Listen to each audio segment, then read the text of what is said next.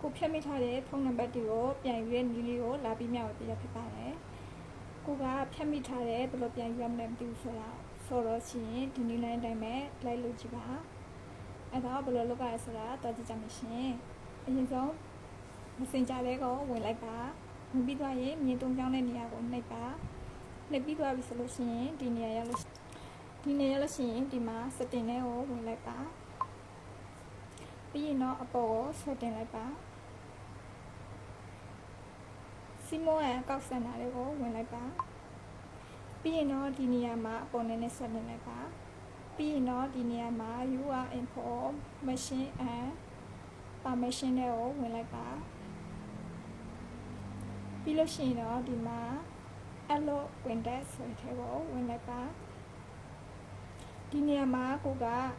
Facebook နဲ့ Messenger ဆိုရင်ပေါ့နော်နှစ်ခုရဲ့ Messenger ကိုရွေးလိုက်ပါပြီးရင်ဒီနေရာမှာပေါ့နော်အရင်တည်းကကိုကဖုန်းနံပါတ်ပြန်ယူခြင်းနဲ့ဆိုလို့ရှိရင်တော့ဒီနေရာမှာဒီအပေါ်က allow window ဆိုတဲ့နေရာလေးမှာအစတွေကဒီလိုမျိုးဝင်ထားမှရမယ်ရှင်သူကတော့မဝင်ထားဘူးဆိုရင်တော့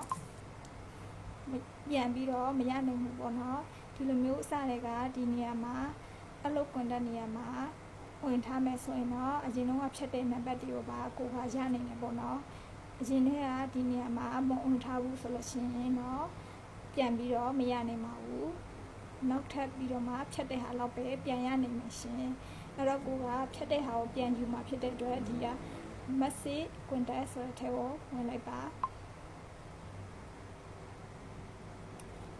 ဝင်လိုက်ပြီဆိုရင်တော့ဒီလိုမျိုးကိုဖြတ်ထားတဲ့ဖုန်းနံပါတ်တွေကိုတွေ့ရမှာပဲဖြစ်ပါတယ်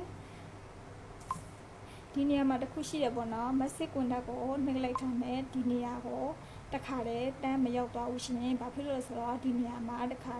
ကိုကဖွင့်ထားတော့က password ကိုထည့်ပြီးတော့နှိပ်ပြီးတော့ယူမရမှရှင်အလွယ်တကူတော့ယူလို့မရပါဘူးကိုကဒီနေရာကိုမရောက်ခင်အရင်ဆုံး password ခံထားပါတယ် password ကိုထည့်ရပါတယ်ကိုယ့်ရဲ့ကောက်ဖွင့်ထားတော့က password တွေအဲ့ဒါတွေကိုသူတောင်းတယ်ပေါ့နော်လော့ရပါတယ်အကုန်လုံးကိုသူတောင်းပါတယ်အဲ့တော့ကိုက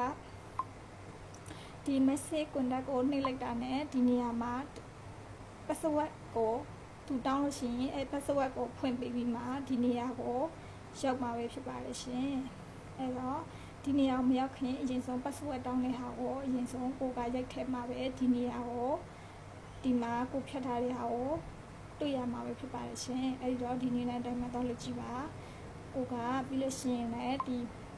အပေါ်က allow window နေရာမှာမဝင်ထားဘူးဆိုရင်လည်းဒီနေရာမှာတော့ပြီးတော့ဝင်ထားလိုက်ပါဝင်လောက်ထားမယ်ဆိုလို့ရှိရင်နောက်ပါပဲဖြတ်ကိုကဒီ window ထဲမှာပေါ့နော်ယူလို့ရပါတယ်အဲ့တော့ဒီနေရာမှာသွားပြီးတော့လောက်ထားလိုက်ပါပြီးတော့မှဒီ message contact ကိုနှိပ်ပြီးတော့မှကိုက password ထည့်ပြီးတော့မှဒီနေရာကဟာကိုယူလို့ရမှာရှင်အလွယ်တကူတော့ယူလို့မရပါဘူးကိုက password မှတ်မိမှာပဲဒီဖြတ်ထားတဲ့ဟာကိုပြန်ယူလို့ရမှာရှင်အဲ့တော့ဒီနည်းလမ်းတိုင်းပဲသွားလို့ကြည့်ပါအားလုံးပဲဆင်ပြေကြပါလိမ့်ရှင်